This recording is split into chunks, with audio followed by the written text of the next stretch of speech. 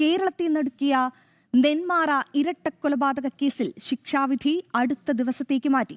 ശിക്ഷാവിധിക്ക് മുൻപുള്ള വാദം പൂർത്തിയായി. വിധി പറയുക പാലക്കാട് അഡീഷണൽ സെഷൻസ് കോടതിയാണ്.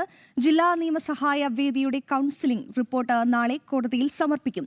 ഈ റിപ്പോർട്ട് കൂടി പരിശോധിച്ച ശേഷമാകും വിധി പ്രസ്താവിക്കുക. ഈ വാർത്തയുടെ വിവരങ്ങളുമായി അരുൺ ആലത്തൂരാണ് ചേരുന്നത്. അരുണെ, ഈ കേരളം മുഴുവൻ ഞെട്ടിയ അല്ലെങ്കിൽ നടുങ്ങിപ്പോയ കൊലപാതക കേസാണിത്. ഏവരും ഇന്നിപ്പോൾ ഇതിന്റെ ശിക്ഷാവിധി വരുമെന്ന് പറഞ്ഞപ്പോൾ കേരളം മുഴുവൻ കാത്തിരിക്കുകയായിരുന്നു ചെന്താമരയ്ക്ക് തൂക്കുകയർ ലഭിക്കുമോ എന്നറിയാൻ. പക്ഷേ ശിക്ഷാവിധി നാളത്തേക്ക് മാറ്റിയിരിക്കുകയാണ്. അപ്പോൾ എന്തെല്ലാം കാരണങ്ങൾ കൊണ്ടാണ് മാറ്റിയിരിക്കുന്നത്? ഇന്ന് കോടതിയിൽ നടന്ന കാര്യങ്ങൾ എന്തൊക്കെയാണ് അരുൺ?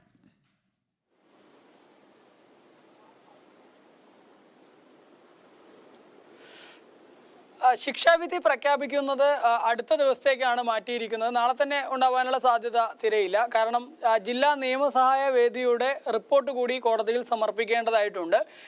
മൂന്ന് അഭിഭാഷകരടങ്ങുന്ന ഒരു പാനലാണത്. അവർ ഈ ചെന്താമരയ്ക്ക് എന്താണ് കുറ്റം ചെയ്തത്, ഇനിയിപ്പോൾ അതിലെ ഏതു തരത്തിലുള്ള ശിക്ഷയാണ് ലഭിക്കാൻ പോകുന്നത് തുടങ്ങിയ കാര്യങ്ങളൊക്കെ ബോധ്യപ്പെടുത്തി കൊടുക്കുകയും ചെന്താമരയുടെ പ്രതികരണമൊക്കെ കൃത്യമായിട്ട് നോട്ട് ചെയ്യുകയും ഒക്കെയാണ് ഈ ജില്ലാ നിയമസഹായ വേദി ചെയ്യുക.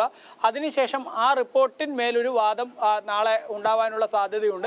അത് ആ സമയത്ത് ചെന്താമരയെ നേരിട്ട് കോടതിയിൽ ഹാജരാക്കിയില്ലെങ്കിലും കുഴപ്പമില്ല, വീഡിയോ കോൺഫറൻസ് വഴി ഹാജരാക്കിയാൽ മതി എന്നുള്ളതാണ് ജഡ്ജി പറഞ്ഞിരിക്കുന്നത്. ആ സാഹചര്യത്തിൽ നാളെ ഒരു വിധി ഉണ്ടാവുക, ശിക്ഷാവിധി ഉണ്ടാവുക എന്നുള്ളത് വളരെ സാധ്യത കുറവാണ് എന്നുള്ളതാണ്. മറ്റൊരു ദിവസത്തേക്കായിരിക്കും ശിക്ഷാവിധി ഉണ്ടാവുക. ഏതായാലും ചെന്താമരയ്ക്ക് വധശിക്ഷ തന്നെ നൽകണം എന്നുള്ള വാദമായിരുന്നു ഇന്ന് കോടതിയിൽ പ്രോസിക്യൂഷൻ പ്രധാനമായിട്ടും പറഞ്ഞത്. ഇയാൾ ഇനിയും പുറത്തിറങ്ങുകയാണെങ്കിൽ നിരവധി കൊലപാതകങ്ങൾ നടത്തുന്നതിന് സാധ്യതയുണ്ട്.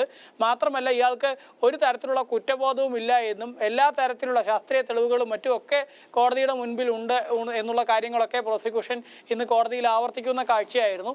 അതേസമയം തന്നെ പ്രതിഭാഗം ഈ വധശിക്ഷ നൽകരുത്, വധശിക്ഷയിൽ നിന്ന് ഇളവ് നൽകണം, മാത്രമല്ല ഈ സാഹചര്യ തെളിവുകളൊക്കെ വെച്ച് പോലീസ് ഒരു മുൻധാരണയോടുകൂടി ചെന്താമരയെ തന്നെയാണ് പ്രതി എന്ന തരത്തിൽ 2019 ഒരു കൊലപാതകം നടത്തി അതിൻ്റെ പേരിൽ വീണ്ടും ഈ ചെന്താമര തന്നെയാണ് പ്രതി എന്ന തരത്തിൽ വരുത്തി തീർക്കുകയായിരുന്നു എന്ന തരത്തിലായിരുന്നു പ്രതിഭാഗം കോടതിയിൽ വാദിച്ചത്.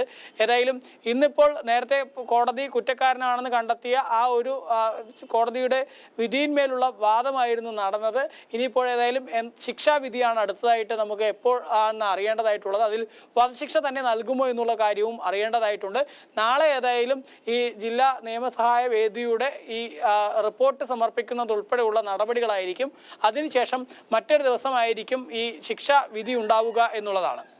ശരി അരുൺ സൂചിപ്പിച്ചത് പ്രകാരം അപ്പോൾ നാളേക്ക് ശിക്ഷാവിധി ഉണ്ടാകാൻ സാധ്യതയില്ല. ഈ ജില്ലാ നിയമസഹായ വേദിയുടെ കൗൺസിലിംഗ് റിപ്പോർട്ട് കോടതിയിൽ സമർപ്പിച്ചതിന് ശേഷം അതിന്മേൽ കോടതി കൃത്യമായ പരിശോധനകൾ നടത്തി മറ്റൊരു ദിവസമായിരിക്കും ശിക്ഷാവിധി ഉണ്ടാവുക. ഒരുപക്ഷെ നാളെ ഇത് അറിയാൻ സാധിക്കും എന്നാണ് ചെന്താമരയുടെ ശിക്ഷാവിധി ഉണ്ടാവുക എന്നുള്ള കാര്യം. എന്തായാലും പ്രേക്ഷകർക്ക് കാത്തിരിക്കാം.